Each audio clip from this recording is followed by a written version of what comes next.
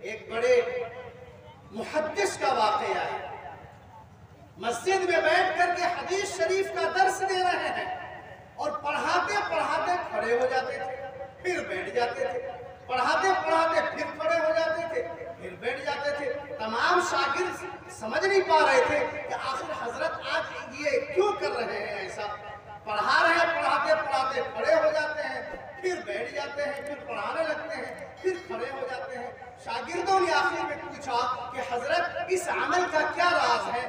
فرمایا کہ ہمارے استاذ محترم کا بچہ، چھوٹا بچہ کھیلتے کھیلتے گیٹ کے سامنے آ جاتا ہے، استاذ کا لڑکا ہے، میں ان کو دیکھ کر کے کھڑا ہو جاتا تھا. پھر جب وہ جاتے تھے ادھر تو میں بیٹھ جاتا تھا، پھر وہ بچہ کھیلتے کھیلتے سامنے آ جاتا تھا تو میں کھڑا ہو جاتا تھا. استاذ کے لڑکے کا یہ احترام. میرے بھائیو بزرگوں، یہ واقعہ سنا کر میں ذہن میں صرف ایک بات بٹھانا چاہتا ہوں کہ جب تک آپ اپنے بچوں کے اساتذہ کی عزت نہیں کریں گے، اساتذہ کا احترام اپنے دل میں نہیں لائیں گے، اس وقت تک ہم خود فائدہ نہیں حاصل کر پائیں گے، ہم خود محروم رہ جائیں گے. آج ہمارا بچہ 5 سال مدرسے میں پڑھ لیتا ہے، 4 سال مدرسے میں پڑھ لیتا ہے، 6-7 سال مدرسے سے پڑھ کے چلا آتا ہے اور جیسا کا تیسا رہ جاتا ہے.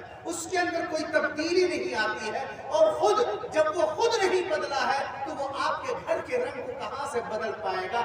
لہذا میرے بھائیو بزرگوں، اس کی ابتدا ہم کو خود اپنے گھر سے کرنی پڑے گی. ہم خود اپنے بچوں کو یہ تعلیم دیں گے، یہ تربیت دیں گے، یہ مکلف بنائیں گے اپنے بچوں کو کہ اساتذہ کا احترام کریں. اور ہم خود جب اساتذہ کی عزت کریں گے تو ہمارے بچے بھی اساتذہ کی عزت کرنے لگیں گے، تو ہم سب کریں گے انشاءاللہ عزت.